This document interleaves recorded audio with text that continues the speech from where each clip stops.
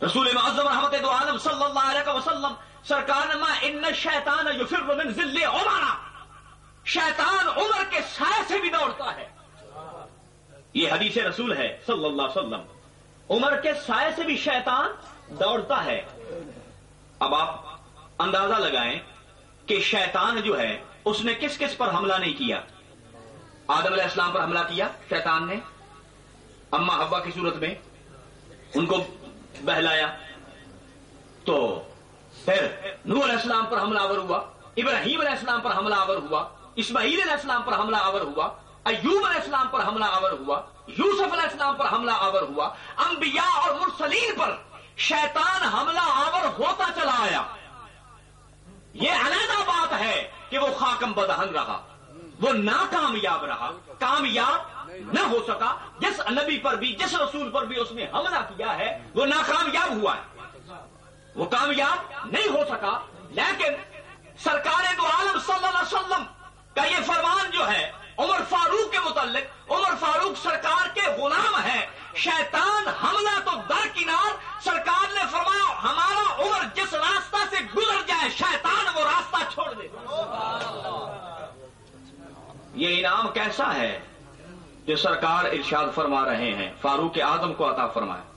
حضرت علی المرتضیٰ کرم اللہ وجہہ الکریم نے ابن ود کو پچھاڑا، آپ نے تلوار ماری، ضرب لگائی، فرمایا کہ میری یہ خواہش ہے کہ گرمی کا موسم ہو، سخت جنگ ہو اور میں اس میں تلوار کی ضرب لگاؤں.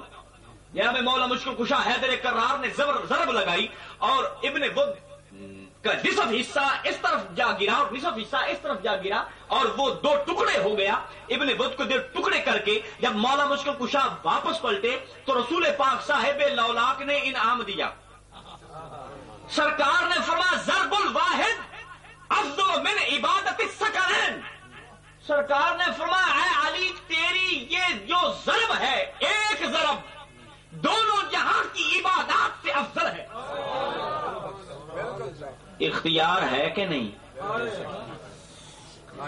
تیری ایک ضرب دونوں جہاں کی عبادات، دونوں جہاں میں انبیاء بھی آ گئے، مرسلین بھی آ گئے، قیامت تک کے لیے تمام اولیاء، عارفین باللہ، کاملین، اکملین، مکملین، ولایت عامہ کے مالک، ولایت خاصہ کے مالک، ولایت تامہ کے مالک، قیامت تک کے لیے یہ حکم ہے، حکم عام ہے.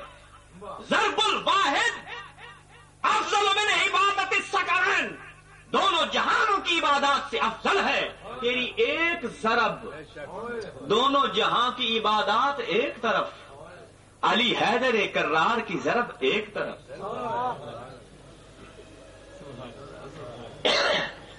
فرمایا الحسن والحسین سیدہ شباب اہل الجنہ، میرے دونوں بیٹے حسن و حسین جنت کے نوجوانوں کے سردار ہیں. سرداری کس نے دی؟ سرکار نے. جنت کی سرداری دی سرکار نے. الحسن والحسین سیدہ شباب اہل الجنہ، جنت کے نوجوانوں کے سردار ہیں. جنت میں کوئی بوڑھا نہیں ہوگا، سب جوان ہوں گے، تو سب کے سردار حسنین کریمین ہوں گے. وہ مجھے شعر یاد آیا، میرے دادا پاک حضور امام جلوی سرکار روضہ پاک والے آپ کے عجب فرماتے ہیں عاشق ذات جلی دے شان مزید اول حسن مبارک ثانی پاک حسین شہید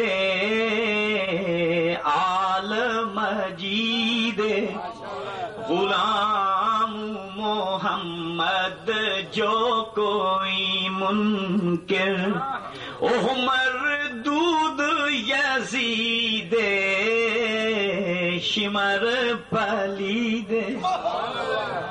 تو جناب بلکہ ایک اور جناب روضہ پاک والے آپ نے ایک اقتباس لکھا ہے، بڑی آپ کی کلام ہے، وہ میں ایک اقتباس چھوٹا سا پیش کرتا ہوں کہ فرماتے ہیں، اللہ فرماتا ہے لو انزلنا ھذا القرآن علی جبل لرأیتہ خاشعا متصدعا من خشیۃ اللہ. اللہ فرماتا ہے اگر ہم قرآن کو نازل کرتے پہاڑوں پر تو پہاڑ ریزہ ریزہ ہو جاتے. اللہ کے ڈر سے۔ اب آپ قرآن مجید کو اٹھائیں، اٹھا کر کسی پہاڑ پر رکھ دیں، کیا وہ ریزہ ریزہ ہو جائے گا؟ وہ کون سا قرآن ہے جو پہاڑ پر رکھ دیا جائے تو پہاڑ ریزہ ریزہ ہو جائے؟ بل ہوا قرآن فی لوح محفوظ، ایک قرآن ہے جو لوح محفوظ میں محفوظ ہے۔ وہ کس قرآن کی طرف اشارہ ہے؟ یہ بھی قرآن حق ہے، سچ ہے، اللہ کا پاک کلام ہے، لیکن یہ قرآن پاک جو ہے اس کے کوئی ایک علم نہیں ہے، کئی علوم ہے۔ اشار و ابتون ہے، سرکار ماں کے 10 بطون ہیں، ایک ظاہر ہے، 10 بطون ہے، تو ظاہر کی سمجھ علماء ظواہر سے ملتی ہے اور باطن کی سمجھ علماء ربانی سے ملتی ہے۔ اللہ نے فرمایا فاسألوا اہل الذکر ان کنتم لا تعلمون، اگر تمہیں پتہ نہیں ہے تو پوچھو ان سے جو جاننے والے ہیں۔ خضر علیہ السلام کی غلامی میں موسیٰ علیہ السلام کو بھیجا، کیا ان میں کوئی علم کی کمی تھی؟ شریعت کے بانی تھے، شریعت کے مکلف تھے، صاحب کتاب اولو العزم پیغمبر، صاحب کتاب رسول تھے، مگر اللہ نے خضر علیہ السلام کی غلامی میں بھیجا کیونکہ ان کے پاس علم لدنی تھا، علم باطن تھا۔ علم ظاہر اور ہے، علم باطن اور ہے۔ جناب غوث الاعظم پاک پیران پیر فرماتے ہیں کہ اے لڑکے، علم باطن عارفین باللہ اولیاء اللہ کی نگاہوں اور ان کے سینوں سے حاصل ہوتا ہے، ان کے سینوں سے حاصل ہوتا ہے۔